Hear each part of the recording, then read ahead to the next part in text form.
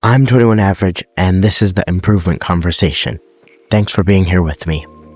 This video is about what I learned from waking up at 6 a.m.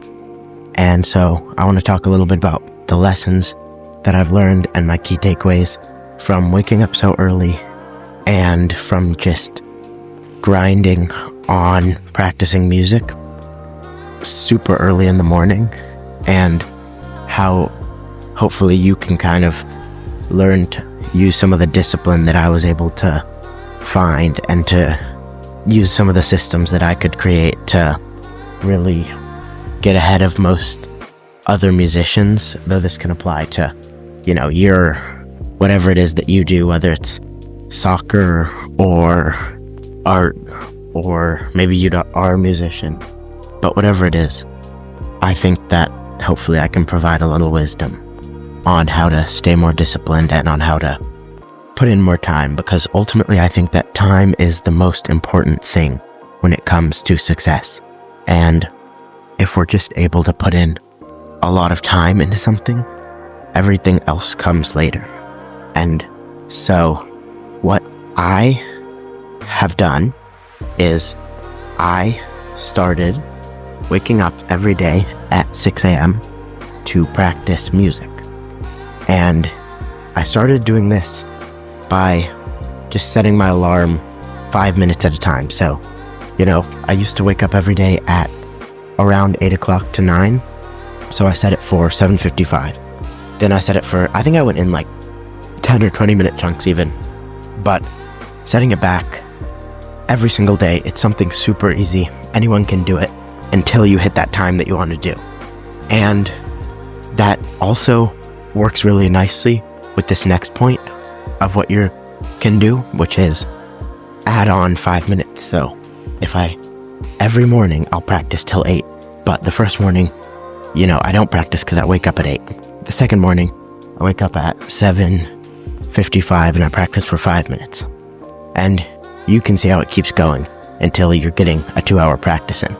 Personally, I practice for an hour and a half, but you can apply this to anything and just start putting in the hours. But eventually, you will face some resistance, like from yourself and stuff, where you'll just feel like you don't really want to go through with everything, and maybe you'll have a hard time staying super, super consistent, and you'll miss days, and you'll maybe even miss a day, and then that'll discourage you and you'll miss more days.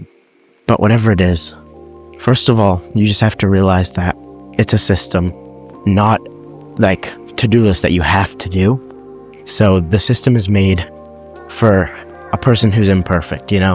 I've missed days of practice. If you get sick, it's not the end of the world. If you just miss a day just because you really don't feel like it, it's not the end of the world.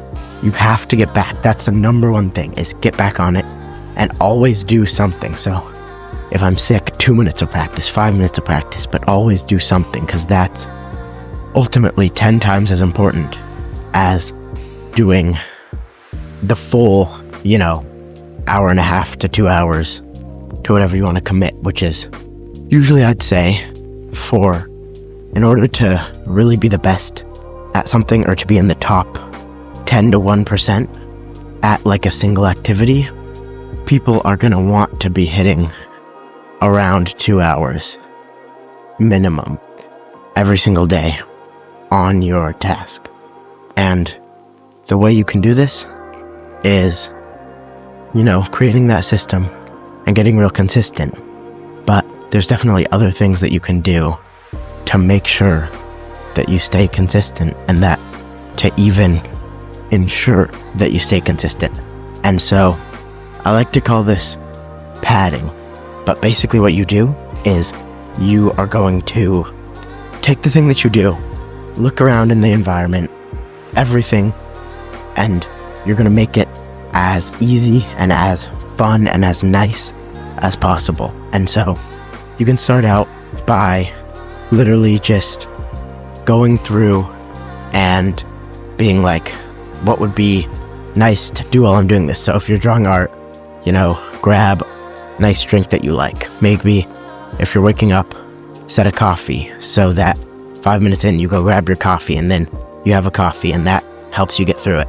Maybe you buy a heated blanket and you only allow yourself to use it while you're making art.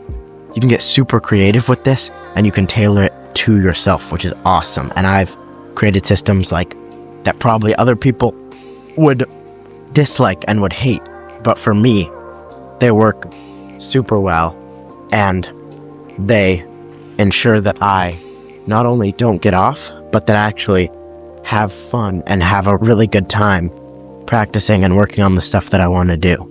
And I think that anyone can do this. You just have to know yourself and know what you like and be very lenient. Like, you shouldn't be, sitting on the hard chair and starving yourself to do this. Like, make it super easy. I want it to be like fun to do your thing. And a lot of people will tell you like you need to love something to do it and to want to do it for a career. So to be a musician, you have to love playing music. And I think that's true. But I also think that, if I love coffee and I only drink coffee when I'm practicing my music in between little spurts of practice, then I am going to love practicing, like it's that simple. And I mean, you should do like 10 of these things and you should try everything from like spatial comforts, like cushions, to food, to everything you can apply. And, it can be different because like, what if your thing is soccer, right? I guess that is a little different, but I would suggest wearing your favorite clothes. I would suggest doing it with friends and scheduling it so you're with people that you like spending time with.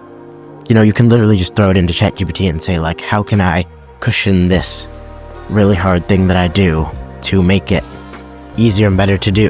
When I used to play soccer, I used to practice with my dog because it's super fun to run around with my dog.